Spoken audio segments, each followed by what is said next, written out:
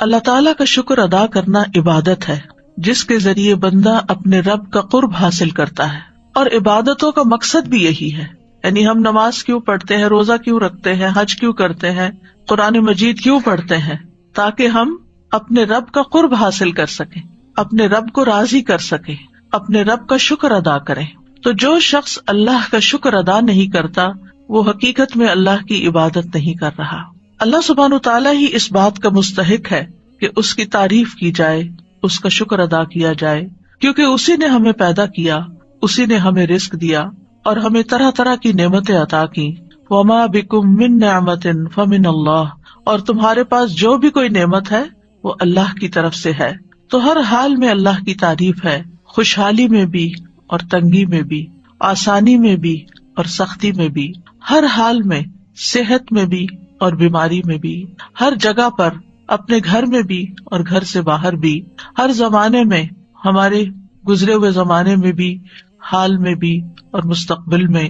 سب سے زیادہ تعریف اللہ ہی کی ہے، اس لیے کہ سب سے زیادہ احسانات اسی کے ہیں. جتنا اس نے ہمیں عطا کیا ہے، نوازا ہے، اتنا ہم پر کسی کا بھی احسان نہیں ہے.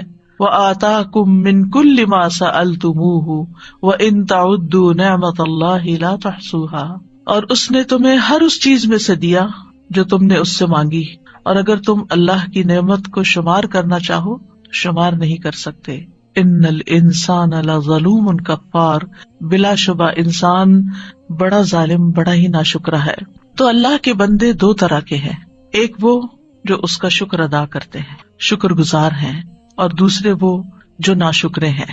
اللہ سبحانہ تعالیٰ کے نزدیک شکر پسندیدہ ہے اور ناشکرا پن قابل نفرت چیز ہے، سخت ناپسندیدہ. شکر گزار بندے اللہ کے محبوب ہیں اور ناشکرے بندے اللہ کے مبغوض ہیں. اس سلسلے میں ہم سب سے پہلے قرآنی دعا پر غور کریں گے، اور وہ ہے حضرت سلیمان علیہ السلام کی دعا.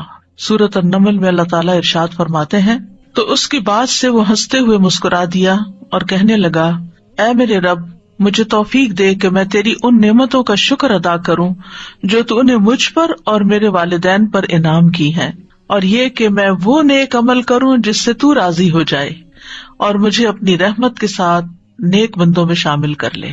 آمین.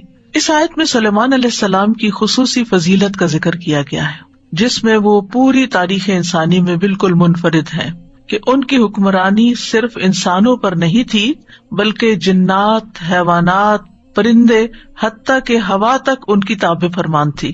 ایک بار سلیمان علیہ السلام جنوں، انسانوں اور پرندوں پر مشتمل ایک لشکر لے کر ایک منظم فوج کے ساتھ روانہ ہوئے. راستے میں ان کا گزر ایک ایسی وادی پر ہوا جس میں چیونٹیاں رہتی تھی.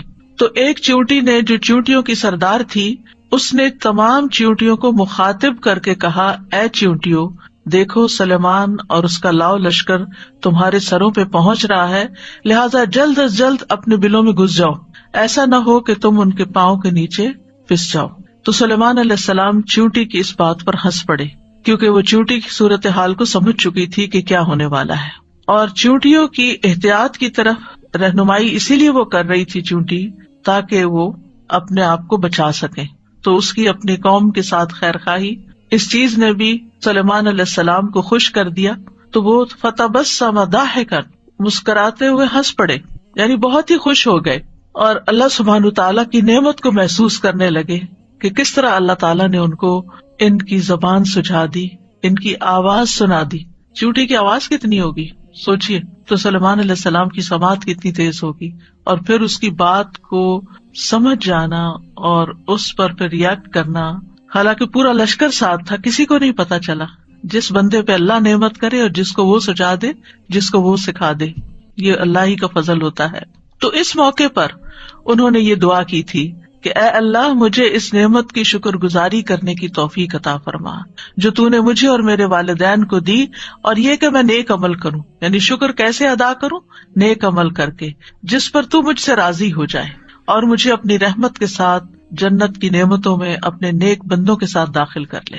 یہاں پر ہم دیکھتے ہیں کہ جو سلیمان علیہ السلام کا مسکرانا ہے اس میں ضحک کا لفظ آیا ہے، کیونکہ بعض اوقات ناراضگی کی وجہ سے بھی مسکرایا جاتا ہے، خفگی والی مسکراہٹ بھی ہوتی ہے. جیسا کہ کعب بن مالک کے قصے میں آتا ہے کہ نبی صلی اللہ علیہ وسلم کے بارے میں وہ کہتے ہیں تبسم تبسم المغضب، کہ رسول اللہ صلی اللہ علیہ وسلم مجھے دیکھ کر مسکرائے غصے والے کی طرح مسکرانا. یعنی جو متحمل حلیم شخصیات ہوتی ہیں وہ غصے کی حالت میں بھی مسکرا سکتی ہیں. تو وہ مسکراہٹ اس طرح کی مسکراہٹ نہیں ہوتی جو انتہائی خوشی کی مسکراہٹ ہوتی ہے. اسی طرح بعض اوقات انسان دوسرے کی تحقیر کرتے ہوئے بھی مسکراتا ہے، اس کو حقیر سمجھتے ہوئے. تو یہاں پر اسی لیے اللہ سبحانہ وتعالیٰ نے تبسم کے ساتھ ضاحکن کی قید لگائی ہے کہ یہ تبسم خوشی کا تھا، شکر گزاری کا تھا.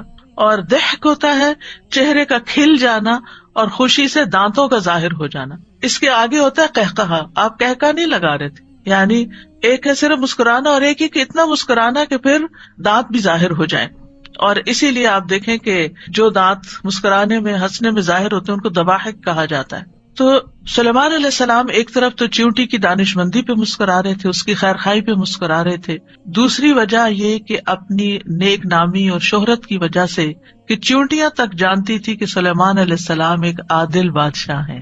وہ جان بوجھ کر کسی پر زیادتی نہیں کرتے. ہاں ان کو پتا نہیں چلے گا تو اور بات ہے، پھر وہ تمہیں انجانے میں لتاڑ جائیں گے. اتنی حیرت ہوتی ہے کہ ہم سمجھتے ہیں کہ یہ چیونٹی ایک حقیر مخلوق ہے. جب کسی چیز کو چھوٹا بتانا ہوتا ہے نا تو ہم چیونٹی سے تشبیہ دیتے ہیں. چیونٹیوں میں بھی اللہ نے کتنی عقل سمجھ رکھی ہے، اور وہ دنیا میں ہونے والے ادھر ادھر کے جو اپنے آس پاس کے حالات ہیں ان سے واقف ہوتی ہیں کہ کیا ہو رہا ہے. وہ بھی بندوں پر پھر گواہ ہوں گی. یعنی بعض اوقات ہم چیونٹیوں کی موجودگی میں کچھ کام کر رہے ہوتے ہیں اور ہم کبھی بھی نہیں یہ سوچتے کہ یہ بھی ہمارے خلاف یا ہمارے حق میں گواہی دے سکتی. یہ تو آپ کو معلوم ہی ہے کہ جو شخص علم کی طلب رکھتا ہے، علم حاصل کرتا ہے، اس کے لیے چیونٹیاں دعائیں کرتی ہیں. اس کا مطلب یہ ہے کہ چیونٹیوں کو بتایا جاتا یا ان تک یہ علم جاتا ہے کہ فلاں اور فلاں جو ہے آج اس مجلس میں بیٹھا ہوا علم حاصل کر رہا ہے، لہٰذا اس کے لیے تم بھی دعا کرو.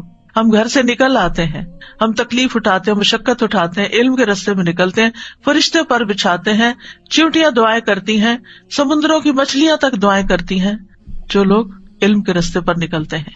کیونکہ یہ معمولی اعزاز نہیں ہے، یہ بہت بڑی خوش قسمتی کی بات ہے، اور اس پر بھی اللہ کا شکر ادا کرنا چاہیے.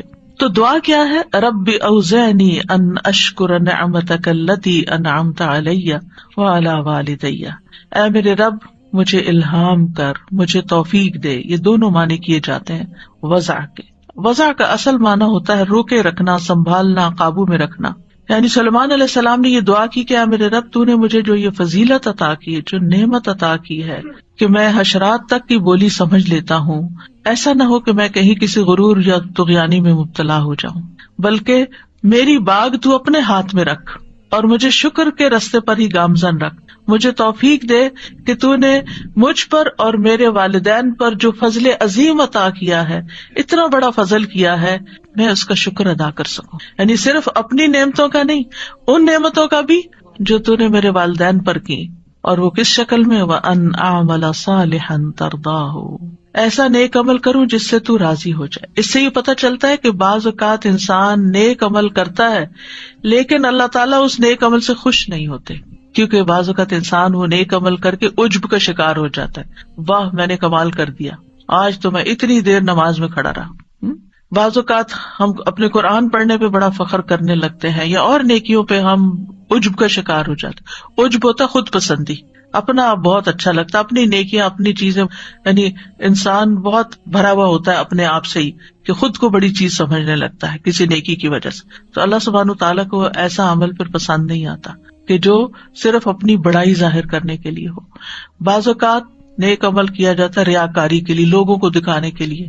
مسجد بنائی عالی شان، لیکن مقصد کیا تھا کہ میرا نام دنیا میں باقی رہے، میرے نام کی پٹی یہاں لگے، جو بھی آئے گا میرے مرنے کے بعد وہ دیکھے گا فلاں حضرت نے یہ مسجد بنوائی تھی. حالانکہ مسجد تو اس مقصد کے لیے بننی چاہیے تھی کہ لوگ اس پہ نماز پڑھیں اور اللہ تعالیٰ خوش ہو جائیں، راضی ہو جائیں.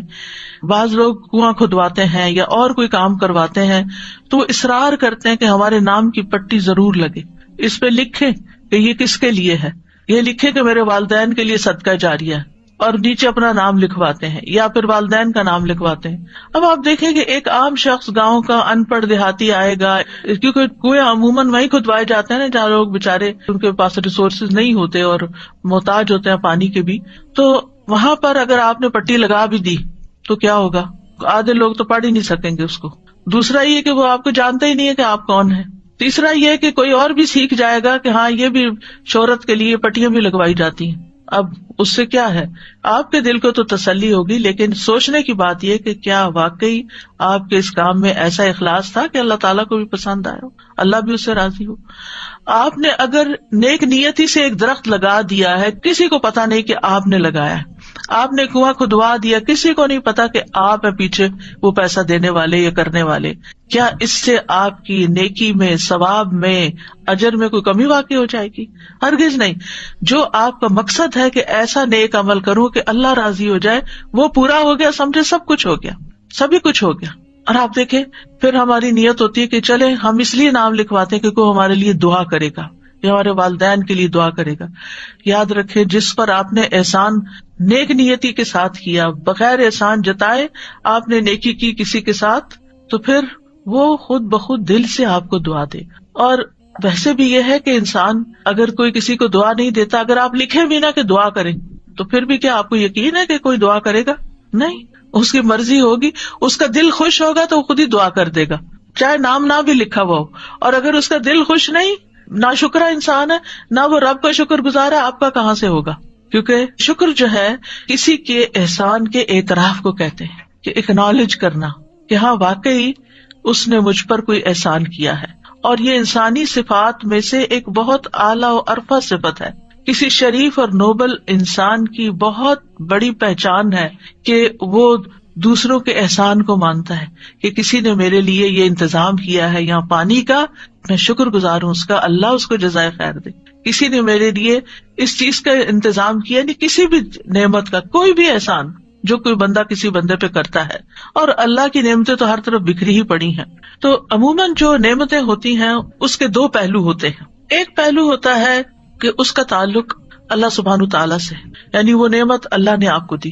تو کوئی ایسی نعمت نہیں، ما بکم من نعمت فمن اللہ، کوئی نعمت ایسی نہیں جو اللہ کی طرف سے نہ ہو. دوسرا یہ کہ انسان سبب بنتا ہے آپ تک وہ نعمت لانے کا. مثال کے طور پر علم ایک نعمت ہے، اس وقت میں سبب بن گئی ہوں آپ تک نعمت پہنچانے کی.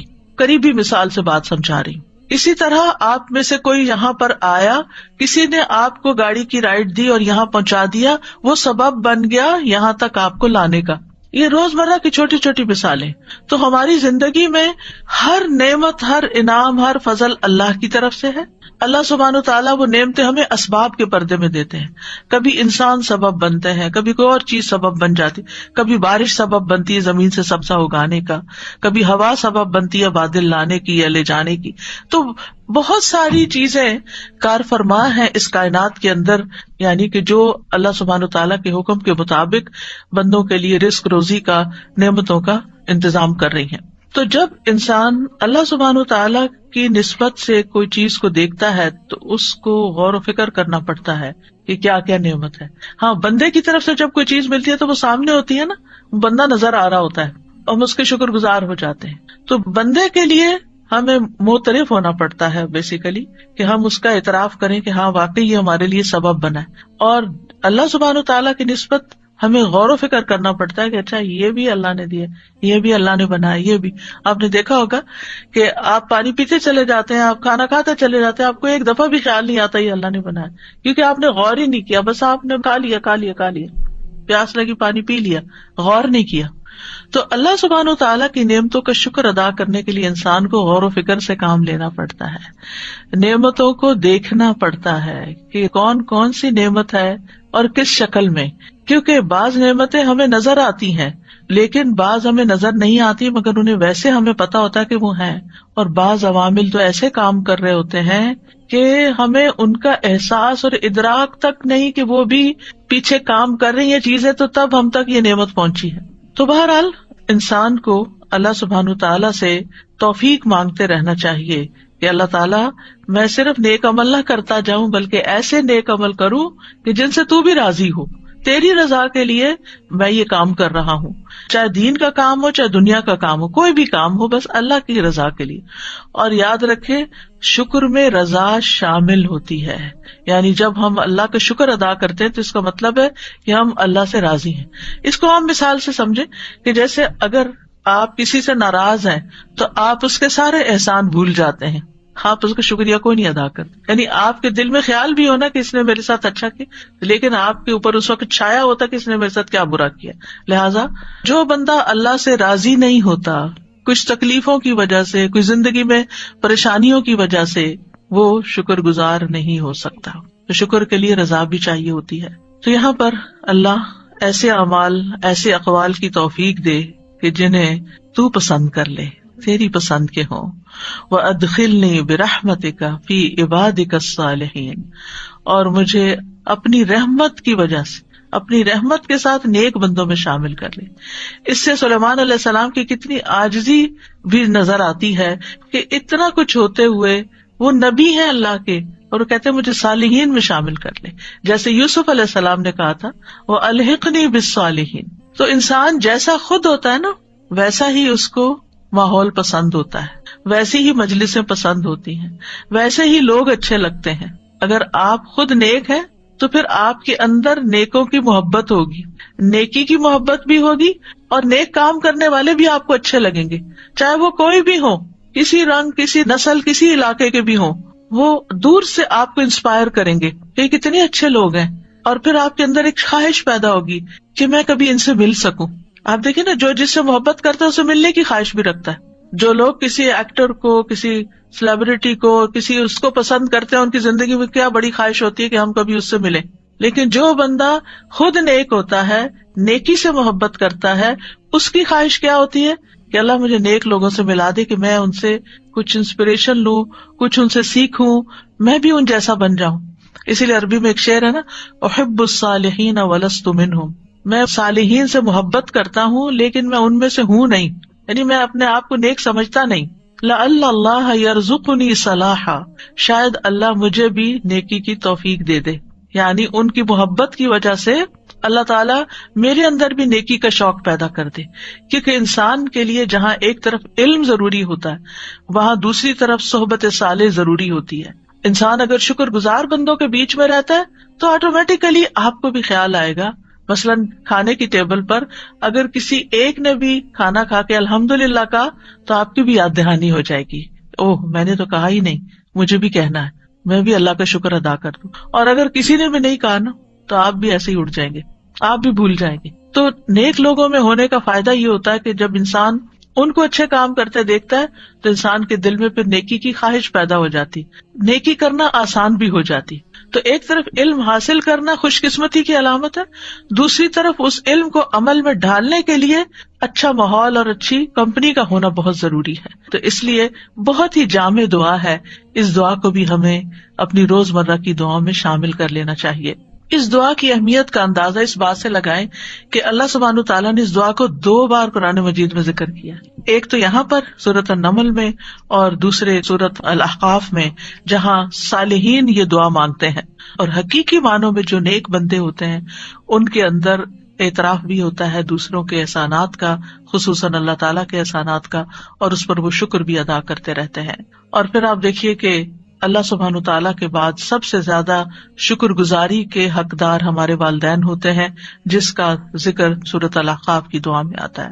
اور پھر آپ دیکھیں یہاں پر بھی ان اشکر نعمتک التی انعمت علی وعلی والدی، یا اللہ میں اپنی طرف سے اور اپنے والدین کی طرف سے بھی، اور جو نعمتیں ان کو ملی ان کا بھی شکر ادا کرتا.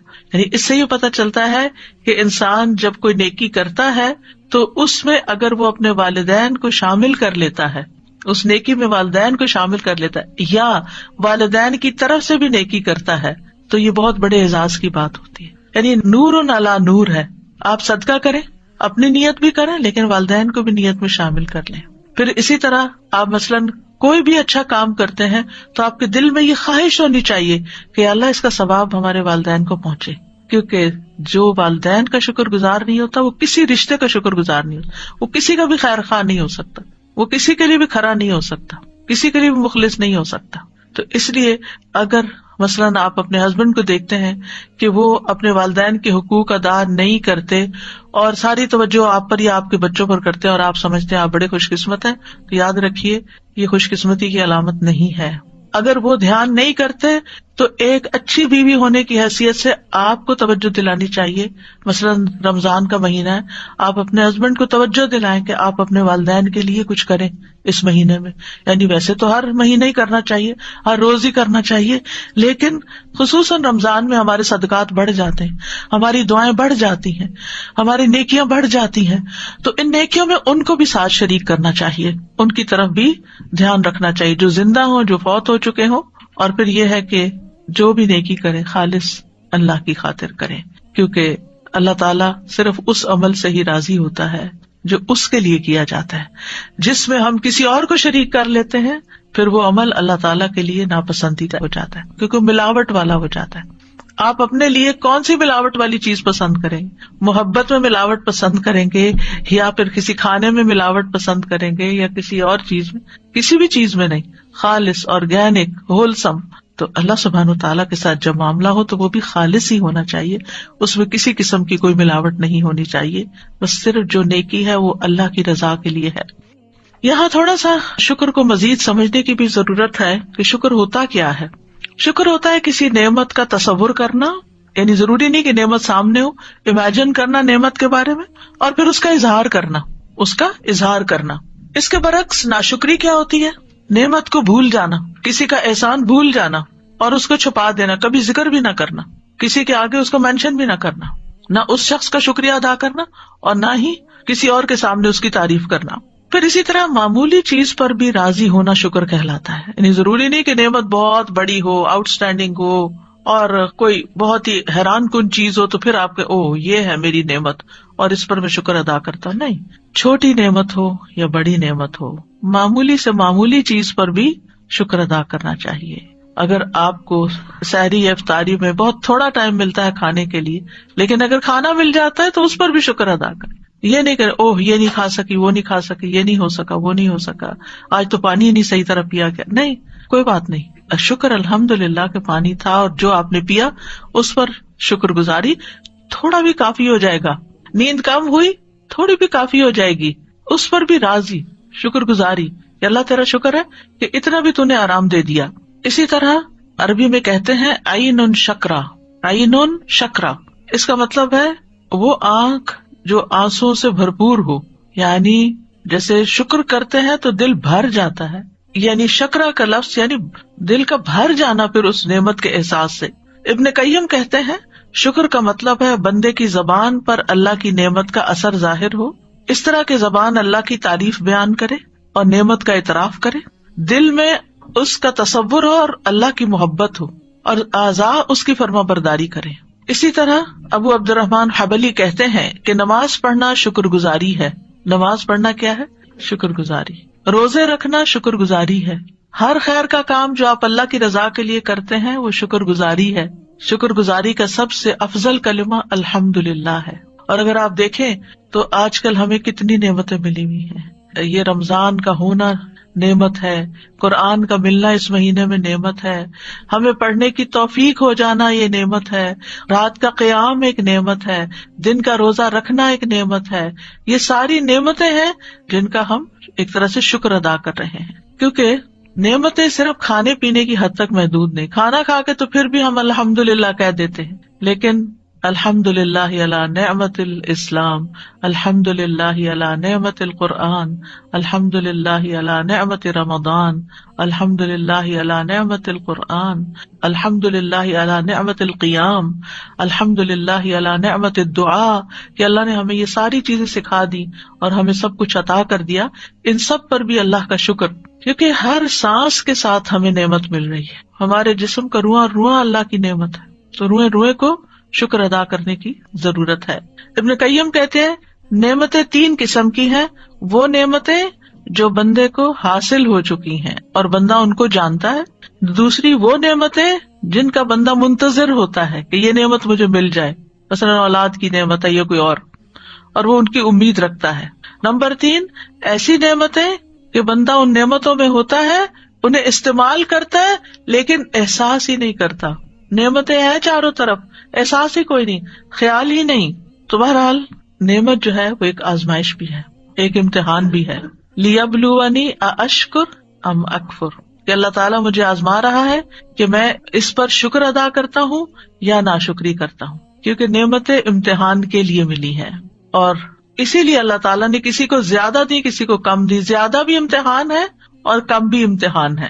اب ہونا کیا چاہیے کہ دنیا کے معاملے میں اپنے سے نیچے والے کو دیکھیں اور دین کے معاملے میں اپنے سے اوپر والے کو دیکھیں، تو آپ نعمتوں کا شکر ادا کر سکیں گے. اور یہ ایک بہت بڑی نیکی ہے، اور اس نیکی کو کرنے کے لیے بڑا ضروری ہوتا ہے کہ انسان اپنی سوچوں کی حفاظت کرے، اپنے ذہن کی حفاظت کرے، اپنے خیالات کی حفاظت کرے کہ وہ منفی سائڈ پر نہ جائیں، یعنی نیگیٹو تھنکنگ نہ ہو. یہ شکر گزاری کی سب سے بڑی قاتل ہے. ایسی باتیں سوچا کریں انسانوں کے بارے میں بھی، چیزوں کے بارے میں بھی، جگہوں کے بارے میں بھی، کہ آپ کے اندر شکر کے احساسات ابلنے لگے، یعنی دل شکر سے بھر جائے. اب آپ دیکھیے کہ دل کی نا کچھ غذائیں ہیں، جیسے ایمان ہے، علم ہے، تقویٰ ہے، اسی طرح شکر بھی ہے. سوچئے جس دل میں ہر روز شکر آئے گا وہ کیسے اداس رہے گا، کیونکہ اس کے پاس تو خوش ہونے کے لیے کوئی نہ کوئی احساس اور خیال اندر موجود ہے. اسے تو کوئی نعمت نظر آ رہی ہے اور اسے دیکھ دیکھ کے خوش ہو رہا ہے. مثلاً اولاد نعمت ہوتی ہے نا، چھوٹے چھوٹے معصوم بچے، لیکن اگر آپ کے اوپر کوئی پریشانی ہوتی ہے تو آپ کیا کرتے ہیں؟ ان کی طرف دیکھتے بھی نہیں. وہ آپ کو بلا رہے ہیں، وہ اپنی معصوم باتیں کر رہے ہیں، آپ کے کان ہی بند ہیں، آپ کی آنکھیں نہیں دیکھ رہی، آپ کا دل محسوس ہی نہیں کر رہا کچھ.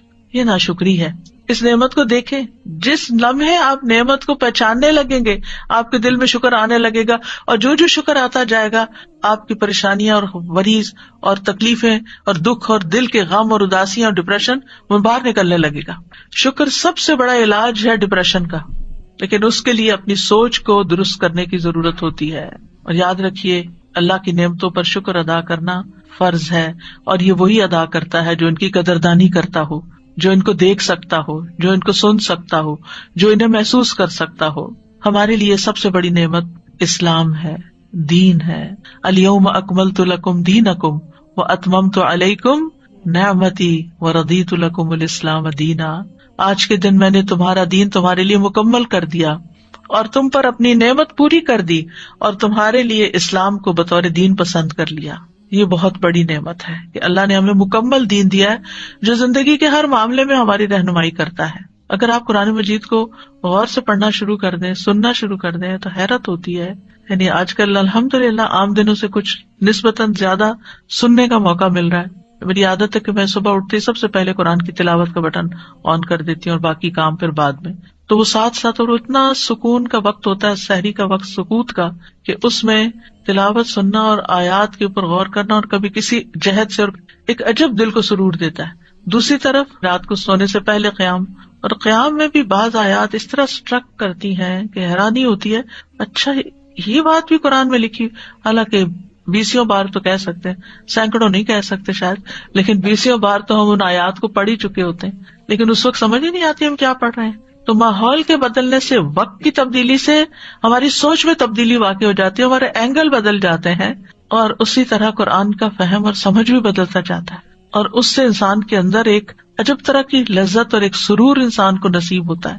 اور پھر جب آپ اپنی ڈیلی تلاوت کرتے ہیں تو اس میں بھی آپ دیکھیے کہ چونکہ آپ روزے سے ہوتے ہیں نا، تو جب خالی پیٹ ہوتا ہے نا تو پھر آپ کا ذہن زیادہ بہتر کام کر رہا ہوتا ہے، توجہ پھر آپ کی اس طرف ہو جاتی ہے اور آپ کو غور و فکر کا زیادہ موقع مل جاتا ہے. تو بہرحال قرآن و سنت کی جو تعلیمات ہیں وہ بھی ہمارے لیے نعمت ہے.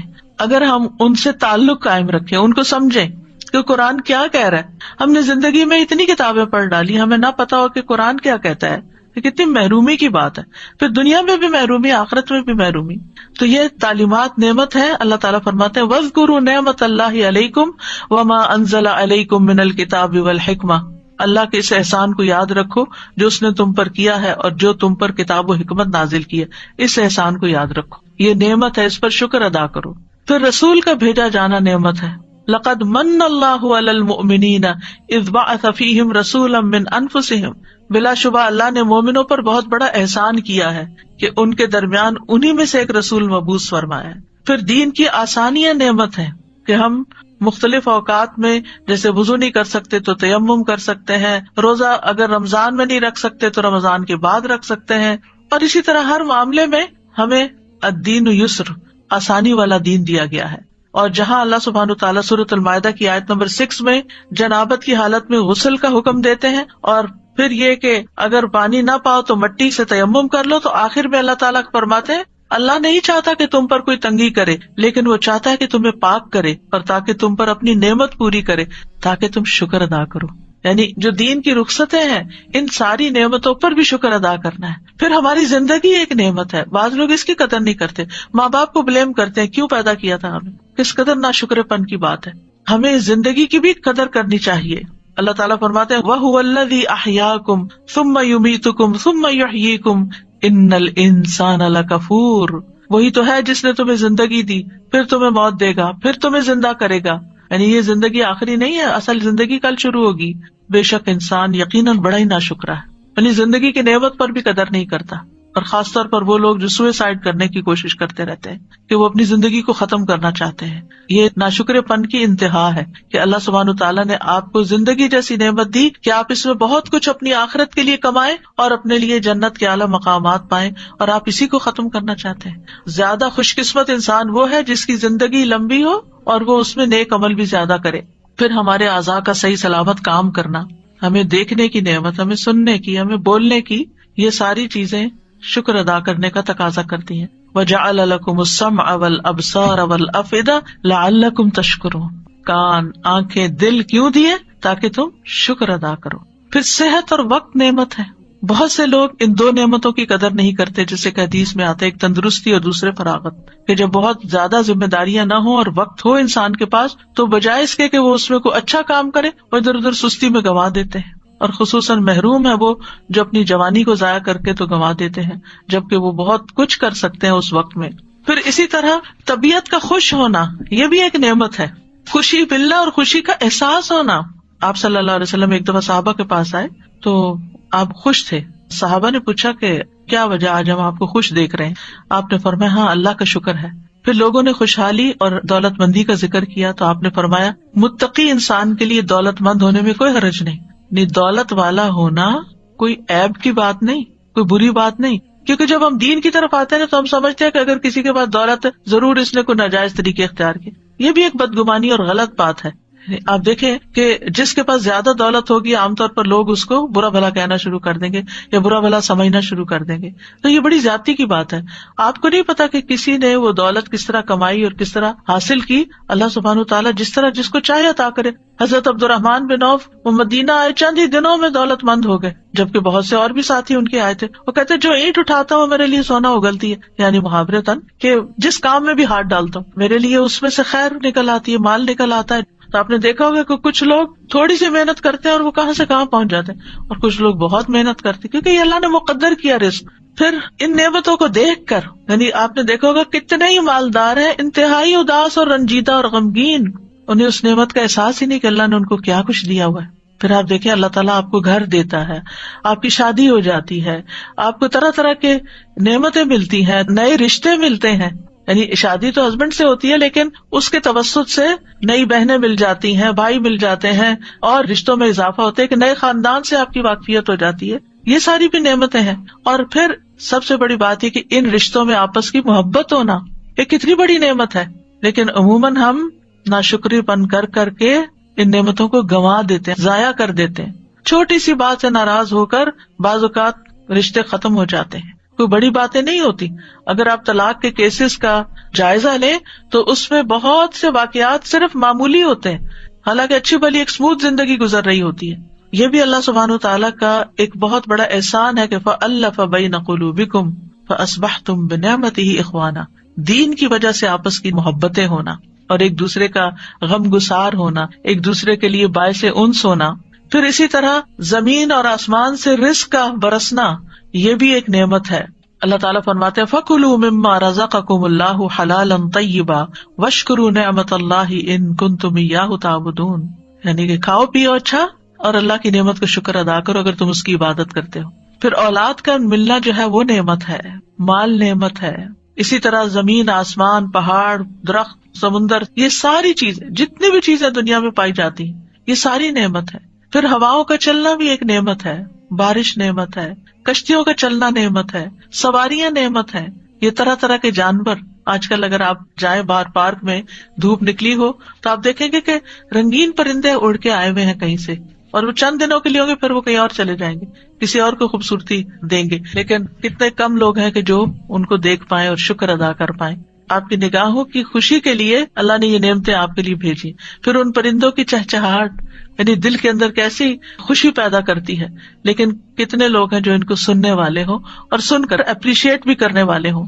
پھر کھانے پینے کی جتنی بھی نعمتیں ہیں، اور آج کل ماشاءاللہ ہر مومن کے رزق میں رمضان کی برکت سے اضافہ ہو جاتا ہے. یہ ساری کھانے پینے کی چیزیں بھی نعمتیں ہیں. پھر لباس نعمت ہے، اللہ سبحانہ وتعالیٰ نے اس کا خاص طور پر قرآن مجید میں ذکر کیا. پھر اسی طرح مختلف رنگ نعمتیں ہیں، چیزوں کے اندر کلرز کا ہونا نعمتیں ہیں. اور اسی طرح ان نعمتوں کو استعمال کرنے کے باوجود ہمارے گناہوں پر اللہ کی پردہ پوشی بھی نعمت ہے. وہ ہم پر احسان کرتا ہے اور ہم اس کی ناشکری کرتے ہیں. ہم اس کی عبادت بھی جتنی ہوتی ہے جیسے ہوتی ہے کرتے ہیں. وَأَسْبَغَ عَلَيْكُمْ نِعَمَهُ ظَاهِرَةً وَبَاطِنَةً، اس نے تم پر اپنی ظاہری اور باطنی نعمتیں تمام کر دی ہیں، لیکن پھر بھی ہم شکر گزار نہیں ہوتے. اور پھر آپ دیکھیں کہ ان نعمتوں کی یاد دہانی بھی ایک نعمت ہے، چاہے وہ کسی لیکچر میں ہو، چاہے وہ کسی بھی انسان کے ذریعے ہو. ابن قیم کہتے ہیں اللہ کی باریک ترین نعمتوں میں سے ایک نعمت ہے جو اکثر ذہن میں نہیں آتی، کہ ایک شخص اپنا دروازہ بند کر لیتا ہے اور اللہ اس کے پاس ایسے لوگ بھیج دیتا ہے جو اس کا دروازہ کھٹکھٹاتے ہیں، وہ اس سے کچھ کھانا مانگتے ہیں تاکہ اس کو بتائیں کہ اللہ نے اس کو یہ نعمت دے رکھی ہے. اب یقین کرے کہ جب مجھ سے کوئی علم کا سوال کرتا ہے نا، میرا دل خوش ہو جاتا ہے. کیوں؟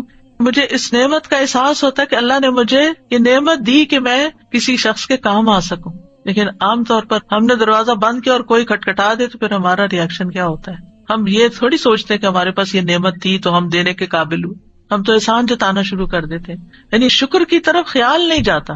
تو یہ شکر ادا کرنا شخصیت کا ایک پورا حصہ ہوتا ہے. دو طرح کے لوگ ہوتے ہیں، معترف اور غیر معترف. معترف وہ ہوتے ہیں جو اعتراف کرتے ہیں، اکنالج کرتے ہیں، ہے میرے پاس، ہے میرے پاس. اور دوسرے وہ ہوتے ہیں کچھ بھی نہیں میرے پاس، کچھ نہیں کچھ نہیں. ایک خوشحال ہے اور دوسرا بدحال ہے. یہ بدحالی اپنی سوچ کا نتیجہ ہے، ورنہ اگر گننے لگے وَإِن تَعُدُّوا نِعْمَتَ اللَّهِ لَا تُحْصُوهَا، اللہ کی نعمتوں کو گننا شروع کر دو، گن ہی نہیں سکتے، ان گنت نعمتیں ہیں. اب شکر ادا کرنا کس کے فائدے کے لیے؟ اپنے فائدے کے لیے. اور دوسرا یہ کہ اللہ تعالیٰ کو بہت پسند ہے. ان تشکروا یرضہ لکم، اگر تم شکر ادا کرو وہ تمہارے لیے پسند کرتا ہے. اللہ تعالیٰ کا اپنا نام شاکر ہے، قدردان ہے. بندوں کی عبادت کا، جو نیک کام کرتے ہیں ان کا اعتراف کرتا ہے. انہ غفور شکور، شکور اللہ تعالیٰ کی صفت ہے. مطلب یہ ہے کہ اللہ تعالیٰ بندوں کی چھوٹی سی بھی شکر گزاری پر، عبادت پر بڑا اجر عطا کر دیتا ہے. اللہ تعالیٰ راضی ہو جاتا ہے. مثلاً بندہ اگر پانی کا ایک گھونٹ پی کر الحمدللہ کہتا ہے، اللہ تعالیٰ اس بندے سے خوش ہو جاتا ہے.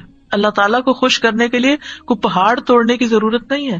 بیٹھے بیٹھے، لیٹے لیٹے، خاموشی سے صرف سوچ میں نعمت کو یاد کر کے شکر ادا کرے. منہ سے بھی اگر کچھ نہیں بولا، صرف دل احساس سے بھر گیا، اللہ اس سے بھی راضی ہو گیا. اور پھر یہ کہ نہ صرف یہ کہ وہ نیکی کی قدر کرتا ہے، بلکہ ان نیکیوں پر بعض اوقات لامحدود نعمتیں عطا کرتا ہے. اور پھر ملائے اعلیٰ میں، سردار فرشتوں کی مجلس میں ایسے بندوں کا ذکر کرتا ہے، ان کی تعریف کرتا ہے. ایک کام پر 10 گنا، 100 گنا، 700 گنا، انگنت گنا بدلہ عطا کرتا ہے. پھر بھی ہم شکر نہیں کریں گے. یعنی وہ تھوڑے اعمال کی بھی قدردانی کرتا ہے. ایک شخص کہیں راستے میں جا رہا تھا، کانٹوں بھری ایک ٹہنی دیکھی اس نے، تو اس نے رک کے اس ٹہنی کو اٹھا کے سائڈ پہ کر دیا. اللہ تعالیٰ نے اس کی اس نیکی کی بھی قدر کی اور اس کو بخش دیا، اس کے گناہ بخش دیے. اسے بندوں کا احساس ہے کہ دوسروں کو تکلیف نہ ہو. یہ جاتے جاتے رک گیا اور رک کے اس نے کانٹے ہٹا دیے راستے سے. اتنا قدردان ہے اللہ تعالیٰ. پھر اس کے بعد آپ دیکھیں کہ انبیاء علیہ السلام بھی سارے کے سارے شکر گزار تھے. ان کے اندر شکر گزاری کی کیفیت تھی. ابراہیم علیہ السلام کے بارے میں آتا ہے شاکرا لانعمہ، وہ اللہ کی نعمتوں پر بڑے شکر گزار تھے. نبی صلی اللہ علیہ وسلم بڑے شکر گزار تھے. رات کو جب قیام کرتے اور آپ کی پنڈلیاں پھول جاتی، آج کل آپ سب کو احساس ہوگا کہ کچھ نہ کچھ تو پاؤں سب کے سوج ہی جاتے ہیں، تو پاؤں میں تھکاوٹ ہو جاتی، پاؤں درد کرنے لگتے ہیں لمبے قیام سے، جہاں خاص طور پر لمبی تراویحیں ہوتی ہیں.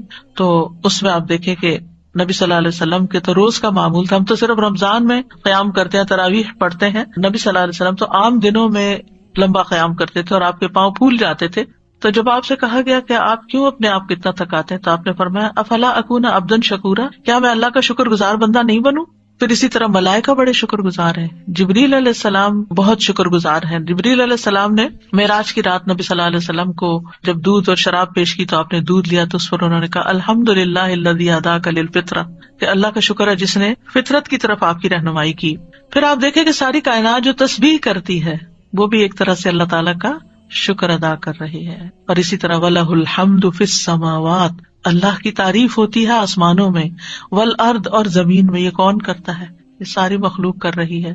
وَعَشِيًّا وَحِينَ تُظْهِرُونَ، اور پچھلے پہر اور جب تم ظہر کے وقت میں داخل ہوتے اس وقت بھی. پھر قرآن مجید میں ہمیں عبادت کے ساتھ شکر ادا کرنے کا حکم دیا گیا ہے. وَاعْبُدُوهُ وَاشْكُرُوا لَهُ إِلَيْهِ تُرْجَعُونَ. ابن قیم کہتے ہیں دین کی بنیاد دو قاعدوں پر ہے، ذکر اور شکر. اور اس کے ساتھ وہ یہ آیت دلیل کے طور پہ پیش کرتے ہیں فاذکرونی اذکرکم واشکروا لی ولا تکفرون. اس میں ذکر اور شکر کا ذکر ہے. ابن تیمیہ کہتے ہیں بندہ ہمیشہ اللہ کی طرف سے یا تو نعمت میں ہوتا ہے جو کہ شکر کی محتاج ہے، یا وہ گناہ میں ہوتا ہے جس میں استغفار کی ضرورت ہے. اور یہ دونوں چیزیں بندے کے لیے ان امور میں سے ہیں جو بندے کے ساتھ ہمیشہ لازم رہتی ہیں. یعنی یا تو نعمت انجوائے کر رہا ہوتا ہے یا پھر کوئی کام کر رہا ہوتا ہے اور اس سے کوئی غلطی ہو جاتی ہے، کہیں استغفار کرتا ہے اور کہیں شکر ادا کرتا ہے. اور اس طرح انسان ہر وقت اللہ کی نعمتوں اور احسانات میں چل پھر رہا ہوتا ہے. پھر قرآن مجید میں یہ بھی بتایا گیا کہ دن اور رات کا یہ جو نظام ہے اس کا مقصد بھی کیا ہے کہ لوگ شکر گزار ہوں. وَهُوَ الَّذِي جَعَلَ اللَّيْلَ وَالنَّهَارَ خِلْفَةً، اللہ نے رات اور دن ایک دوسرے کے پیچھے آنے والے بنائے. لمن اراد ان یذکر او اراد شکورا، ہر اس شخص کے لیے جو چاہے کہ نصیحت حاصل کرے یا شکر ادا کرے. اور نعمتوں کے دیے جانے کا مقصد بھی یہی ہے. اور جو شکر ادا کرتے ہیں اور اس پر اللہ کی تعریف بیان کرتے ہیں، قیامت کے دن بہترین بندے ہوں گے جو کثرت سے اللہ کے تعریف کرنے والے ہیں. اور قیامت کے دن نعمتوں کی شکر گزاری کا سوال بھی ہوگا کہ جو نعمتیں تمہیں دی تھی تم نے پھر کیا کیا تھا.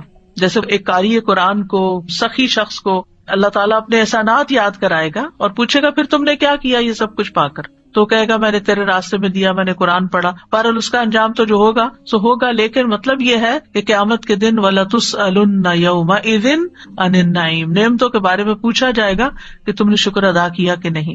تو نعمت پر الحمدللہ کہنا اور کثرت سے الحمدللہ کہتے رہنا، جو بھی نعمت کا خیال آئے، یہ دراصل شکر ادا کرنا ہے. آدم علیہ السلام کے پہلے الفاظ جو منہ سے نکلے تھے، پہلے لفظ جو انہوں نے بولے وہ الحمدللہ تھے. جب ان کی روح ناک تک پہنچی تو چھینک آ گئی، تو اللہ تعالیٰ نے ان کو الحمدللہ کہنا سکھایا.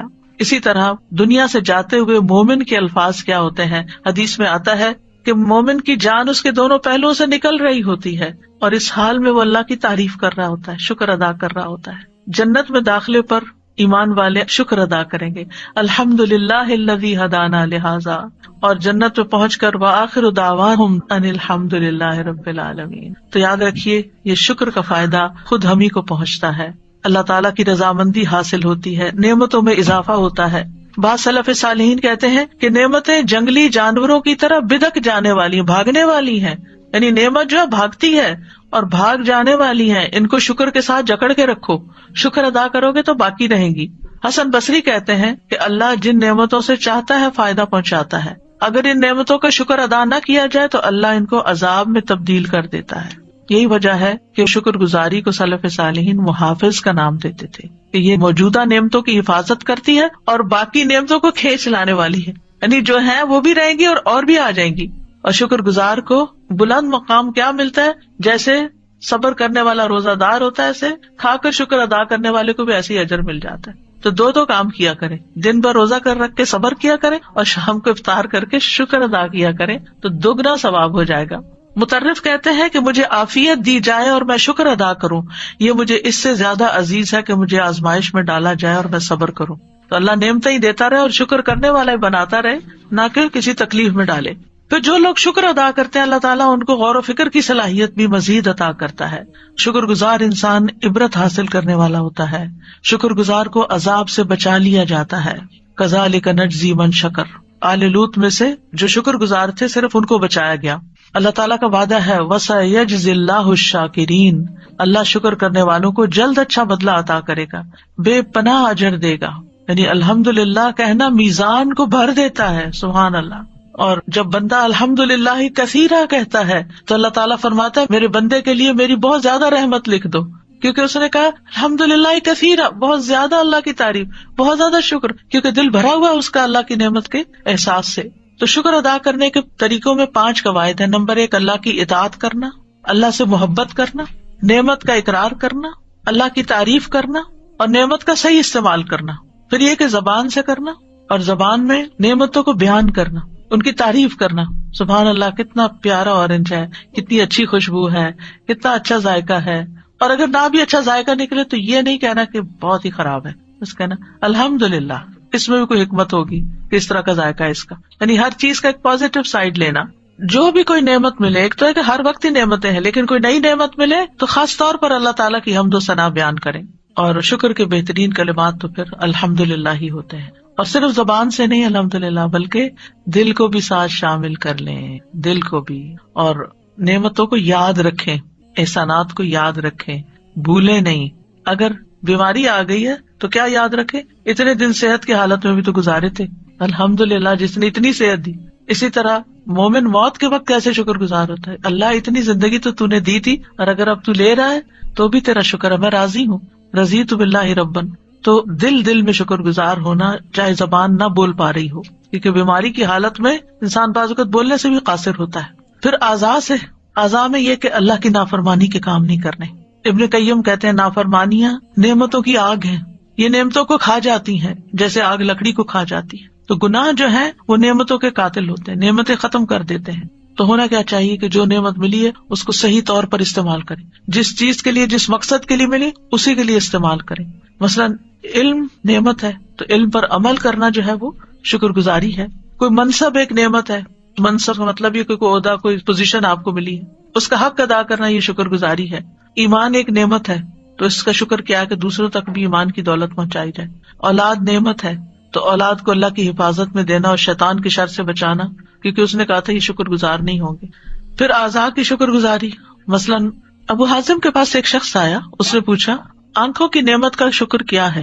انہوں نے کہا اگر تم ان کے ساتھ خیر دیکھو تو گویا تم نے شکر ادا کیا، اور اگر تم ان کے ساتھ شر دیکھو تو تم نے نعمت پہ پردہ ڈالا، نعمت کی ناشکری کی۔ شر کیا ہے؟ ہم سب سمجھتے ہیں اللہ کی حرام کردہ چیزیں جن کو نہیں دیکھنا چاہیے، جو ستر اور جو حیا کے تقاضے ہیں اللہ نے ہمارے لیے رکھے ہیں، ہم اپنی آنکھوں سے کوئی ایسی چیز نہ دیکھیں جو ستر کو تار تار کرنے والی ہو۔ پھر اسی طرح نعمتوں کو بغیر تکبر کے استعمال کرنا، نعمت پا کر ہمبل ہونا، یہ شکر گزاری، نہ کہ اپنے آپ کو کچھ سمجھنے لگنا اور سرکشی کرنا۔ اور پھر اللہ کے حقوق بھی ادا کرنا اور بندوں کے حقوق بھی۔ مشکل یہ ہے کہ انسان کو جو ملا ہوا ہے نا اس میں مطمئن نہیں ہوتا، وہ ساری زندگی اس کے پیچھے دوڑتا جو ہے نہیں۔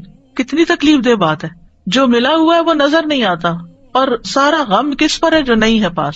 اس طرح ہر